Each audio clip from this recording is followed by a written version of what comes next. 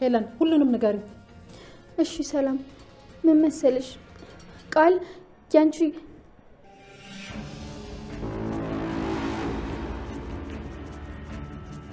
ከማንም ማትሻይ ተራ ሰው እንደሆንሽ ወቂ። አይደለሁም።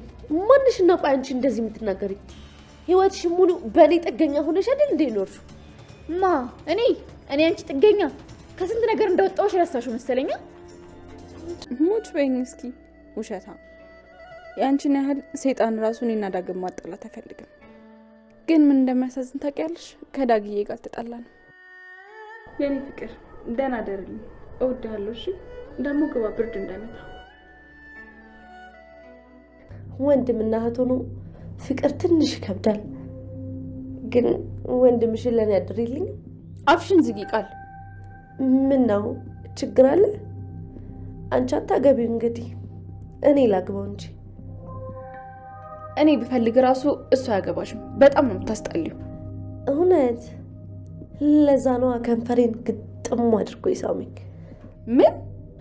ባለፈው ክፍሉ ጠርቶኝ ከንፈሬን ግጥም አድርጎ ነው ይሳመኝ። ምክንያቱም ደግሞ እኔ እህቱ አይደለሁ።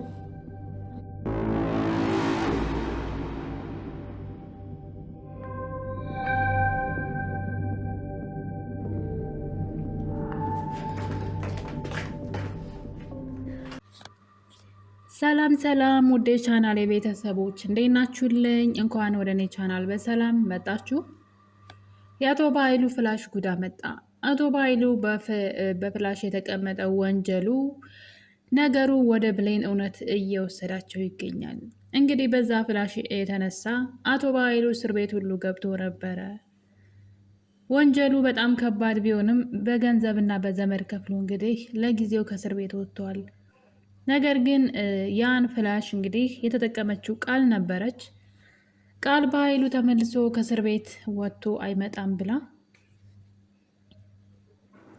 ያደረገችው ነገር ማለት ነው። አሁን ላይ እንግዲህ ምናልባት ለብሌን ሊጠቅማት ይችላል ብዬ አስባለሁኝ። የብሌን እውነት እንግዲህ እስካሁን ድረስ አልወጣም። እንደሚታወቀው ብሌን 10 ምናምን ዓመት ሙሉ የጠፋችባት እናቷን አሁንም አላገኘችም። አሁን ላይ ጭራሽ እናቷን መፈለግም ትታለች እና በጣም ነው የምታሳዝነው። የወላጅ እናቷ ቤት ሰራተኛ ሆና ልጅ ያልሆነችው ሀሰተኛ ልጁን አዛ ቤት ያለችው ደግሞ ስታንቋሽሻትና ከፍ ዝቅ ስታደርጋት በጣም ያሳዝናል።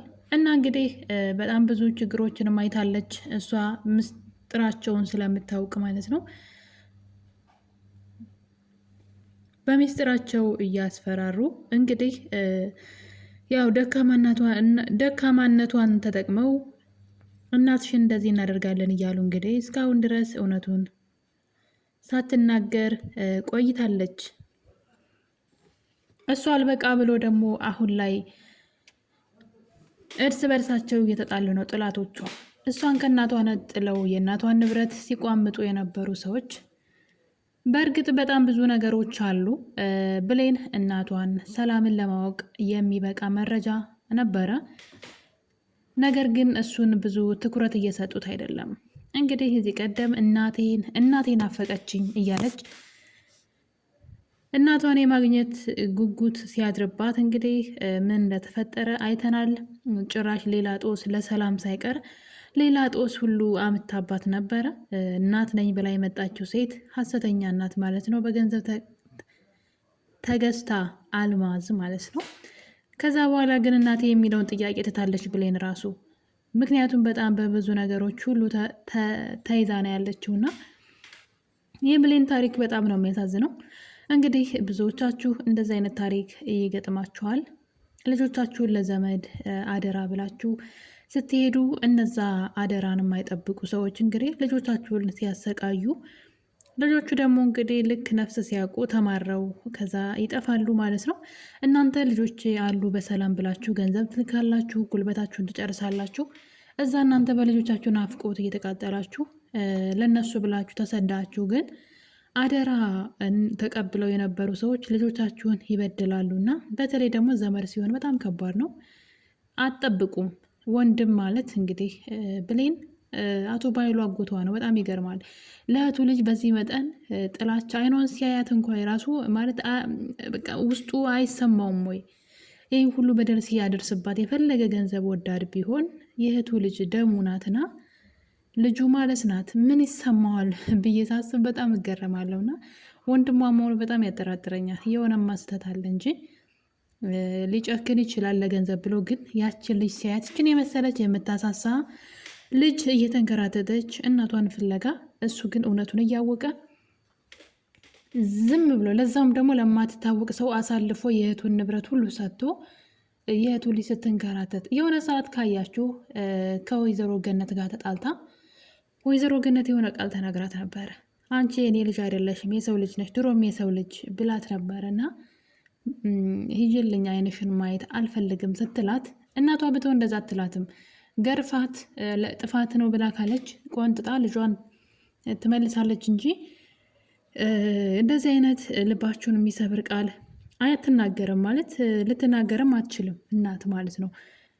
ነገር ግን አንዳንድ ሰዎች የፈለገ ጥሩ ቢሆኑላችሁ ዋጋ ከፍለው አሳድገዋችሁ ግን ልባችሁን የሚሰብር ነገር ይናገሯቸዋል። እና ወይዘሮ ገነት እንግዲህ ባላየችው ለዛውን ባላየችው ነገር ከሷ እጅ ከፍንጅ ባልያዘቻት ነገር በሰው ወሬ ብቻ ተነሳስታ ከአንዴም ሁለቴ ልቧን ስትሰብረው አይተናል። እና እዚህ ጋር የታዘብኩት ነገር ምንድን ነው?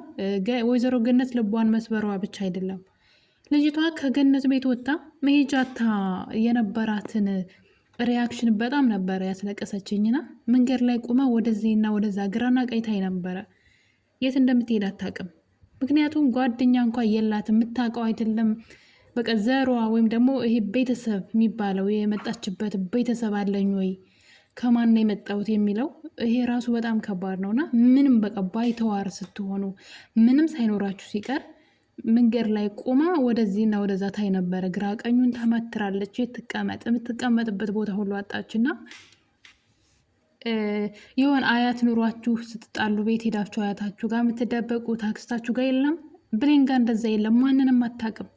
ከዛ ሴት ውጭ ማንንም ሰው አታውቅም። እና ሴትዋ ግን እንደዚህ አይነት ልብ የሚሰብር ቃል ተናግራት ከንግግሯ በላይ ደግሞ ልጅቷ ወጥታ የምታርፍበት እንደ በራሪ ወፉና በጣም ነበረ ያሳዘነችኝ። እና ያኔ ምርር ብላ ነበር ያለቀሰችው ሴትዋ እንዴት እንደተናገረቻት እና የሆነ ያለባችሁን ልክ እንደ ጠባሳ ነው እንትን የሚሏችሁ የፈለገ ጥሩ እንኳ ሆነውላችሁ ማለት ነው። እና ቤተሰብ በጣም ወሳኝ ነገር ነው በህይወት እስካሉ ድረስ።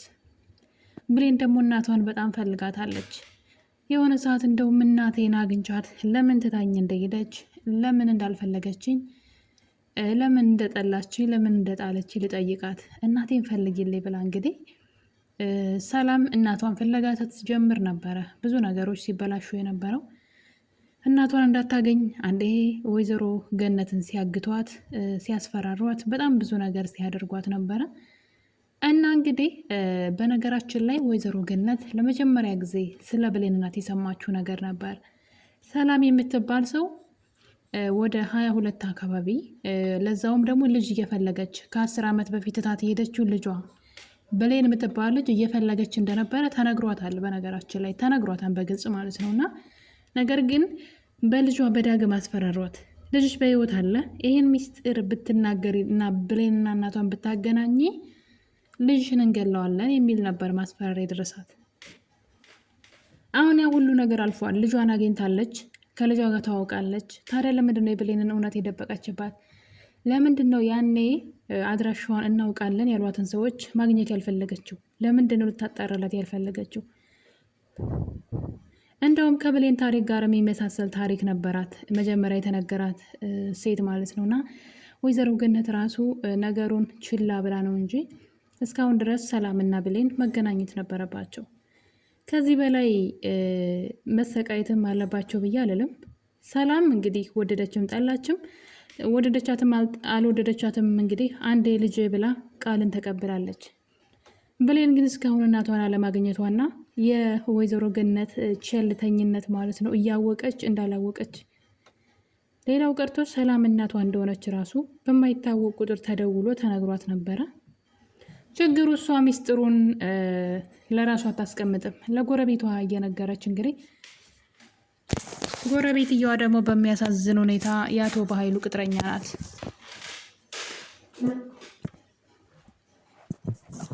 ጎረቤትየዋ ከአቶ በኃይሉ ዳጎስ ያለ ገንዘብ እየተቀበለች የወይዘሮ ገነትን ወሬዎችና እርምጃዋን እያንዳንዱ እቅዷን ሁሉ ለአቶ በኃይሉ የምታቀብል ሰው ናት።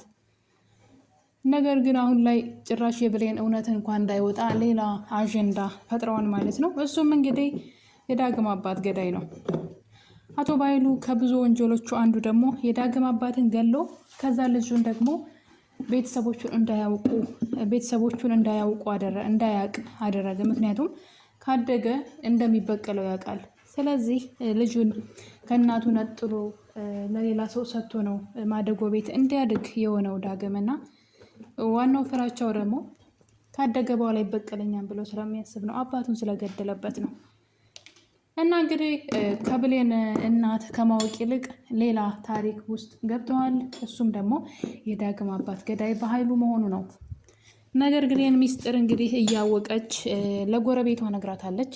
ጎረቤትየዋ ምን እንዳስጨነቀሽ ካልነገርሽ ሞቼ እገኛለሁ ብላ እንግዲህ ሚስጥሩን አውጣታ የባሏ ገዳይ አቶ በኃይሉ እንደሆነ እንዴት እንደገደለው ከነሙሉ መረጃው ሰጥታታለች። ጎረቤትየዋም እንግዲህ በደስታ ይሄ ጮማ የሆነ ወሬ ነገ በኃይሉ እሷ እንደሚገላት ለገንዘብ ሲል ለሆነ የሚፈልገው ነገር ሲል ሰው እንደሚገል ለምን ጎረቤትየዋ እንዳላስተዋለች አላውቅም።